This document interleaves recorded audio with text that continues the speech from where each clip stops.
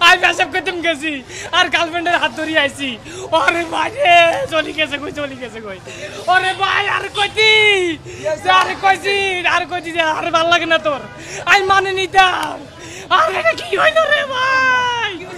আরে ভাই চলি গেছে ভাই আরে কয় আই কো তুই মেন্দে বসো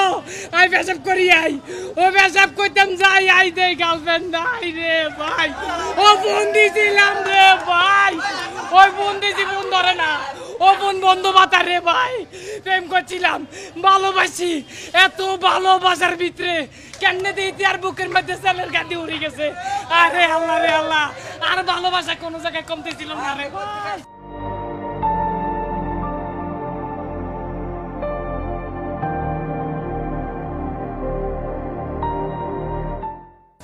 ওরে ভাই ওই গত বছর ওই আয়ো তুফান সিনেমা দেখছি ওই আর গার্লফ্রেন্ডের সাথে একইভাবে দেখছি হিতির লগে বাদাম খাইছি একই সিনেমা দেখছি কান্ত এখনো মিলেমিশে আইছি তবে হিতিতে আর এইভাবে বুকের মধ্যে সেলের গায়ে দিব আই কল্পনা করতাম আরে নয় ভাই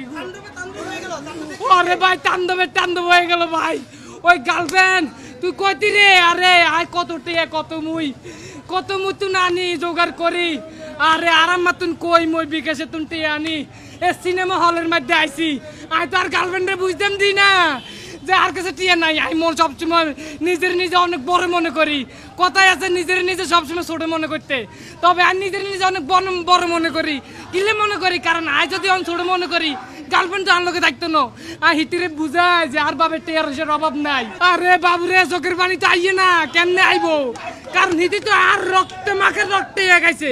এই রক্তে মাখে টিয়া খাই হিতিও না আর বুকের মধ্যে সেলের গায়ে উড়ে গেছে না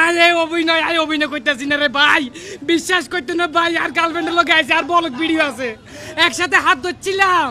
এই ভিডিও আপলোড দিউম তবে আপলোডের মধ্যে কইম যে আর গার্লফ্রেন্ড তো আনলোকে আর আসিল না চলি গেছে কই বাইরে